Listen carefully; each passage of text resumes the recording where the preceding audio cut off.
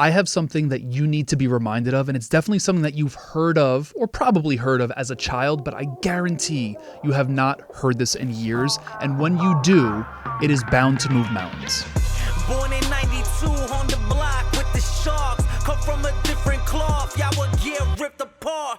You want it diamond, then you gotta get it in the dark. We dropping nuggets like Carmelo went to Rucker Park. Now we eating from state to state, we scrape the plate. I put my eggs in a basket, took a leap of faith. I took a chance, now we grow and see the impact. Decoding Success with special guests, now let's bring that. Welcome to the Decoding Success Podcast, top 1% globally ranked show. Thanks to you. If this is the first time you are checking out an episode, we want to welcome you with open arms as you are here, and I just hope you're ready for the solo episode that you are bound to check out.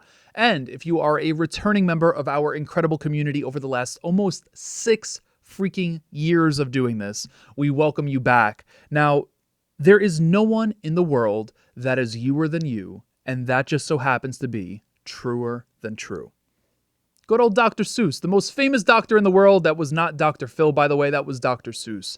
The reason I'm sharing that with you today, because as a black sheep, someone that has felt isolated, neglected, maybe even rejected at times, someone that just feels different, it's very easy to want to feel like we can fit in, or we might force ourselves. It's almost like the square peg in a round hole. It don't work like that. And I want you to open your mind and open your heart to what we're about to discuss here on this episode today, because that quote, "There is no one in the world youer than you, it just so happens to be truer than true," is exactly what a black sheep needs to make change in their life. Firstly, I want to tell you a quick story. As a recovering black sheep and someone that had to start embracing those qualities, going all the way back to elementary school, I had a really great group of friends. And I just wanted to be loved and accepted by them. Whether we were playing baseball, whether we were playing basketball, whether we were just hanging out on Wednesdays, we would get out early. We would all go to Wendy's. We would play basketball at the park and all of that good stuff. We had a really, really great group of friends. But as we got older, pushing into 8th grade, and it's pretty crazy that I'm telling this story because I'm so far removed from those days. So I'm kind of dating myself. But all the way back in 8th grade, while I tell you this story jokingly, it is a very serious story. My group of friends, my core group of friends in elementary school, started to get initiated into gangs. And I was left out. There was nothing I wanted more than to be a part of a gang. That sounds freaking crazy to say, but it's the truth. I just wanted to be a part of the crew. And I never vocalized that to them, and they probably don't even know it to this day. I'm still in touch with a few of them. And I just wanted to be a part of the crew. I felt left out. I felt rejected. I felt whatever. But there was a reason I was left out. Instead of trying to fit in, I want to bring it back to that Dr. Seuss quote. There's no one in the world youer than you. It just so happens to be truer than true. What we really need to do is start to begin to embrace the idea that you are created the way you are created, because that is exactly how God needs you. That is exactly how the people that you engage with in your life, whether you're connected to them still, you will be in the future, or you no longer are. You are the way you are because that is exactly how you are supposed to be. I remember growing up and just thinking of holidays and how much I dreaded them because I would be around family members that I didn't fit in with.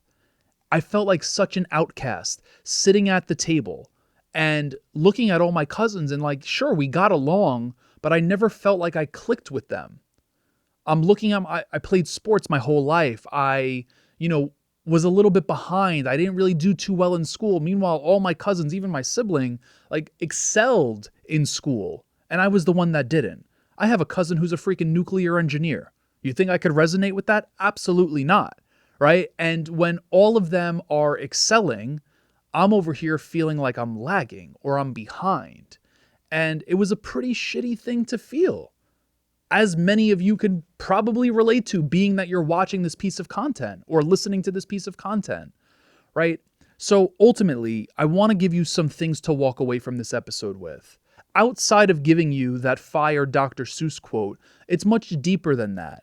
Number one is to embrace the idea, as mentioned, that you are created the exact way that you are supposed to be created. Like all of your differences, all of your quirkiness, all of the things that set you apart are actually all of the things you need. That's number one. Number two is to begin viewing those differences as the strengths more than the factors of isolation. One thing that I would be doing in your shoes, which I have done because I would not come to you from a place of just talk, like this was all action that I had to move through, is begin to write out the list of things that you feel like you don't resonate with other people on, right? Or you don't align with, or whatever the case may be. Like those are your strengths. Those are your gifts. The fact that I was actually behind was a gift to me. The fact that I played, like I just didn't fit in certain places, that was a gift that I didn't get it, initiated into a freaking gang, right? Like I use that as a silly example, but it is the God's honest truth. So start to write down what makes you different. Then begin to view your differences as strengths as opposed to factors of isolation. When you get clear on what those differences are, whether they're characteristics, maybe they're physical traits, whatever it may be, once you have the clarity on what those actually are, just that clarity alone will propel you to be in places to start to use those gifts. Whether that means you're finding new groups of friends. For example, I'm telling you that I never saw eye to eye with my family. My real family, sure, they're my bloodline. I never saw eye to eye with them. But once I got clear on what my gifts were, which were those differences, what then began to happen was using said differences to make money and to acquire new family through friends. This is real life, actionable advice that has been used and has worked. All of a sudden, once I realized that these differences were my strengths, well, I started to run with a crew of people that really cared about those differences and showed me how to leverage the way I communicate, the way that I think, all of these things to begin making money in a hospitality endeavor. That hospitality endeavor led me to meeting some of my best friends to this day, traveling the world with them, doing all of these fun things. I worked with 50 Cent, Fetty Wap, Jadakiss, The Real Housewives, the Jersey Shore cast, the list goes on, because I leveraged those gifts, which you might be calling differences right now. The last thing I want to leave you with here, again, is that quote. You are handcrafted by God the way that you are. And while it may have isolated you, while it may have brought feelings of neglect or rejection, you have the ability to own those gifts, which are the differences, to give yourself love and find the people, which, by the way, I don't want it to make it sound like your family doesn't love you or whatever. Like, my family loves me dearly. And it is a true gift and an art to be able to love someone unconditionally that might not feel like they accept you.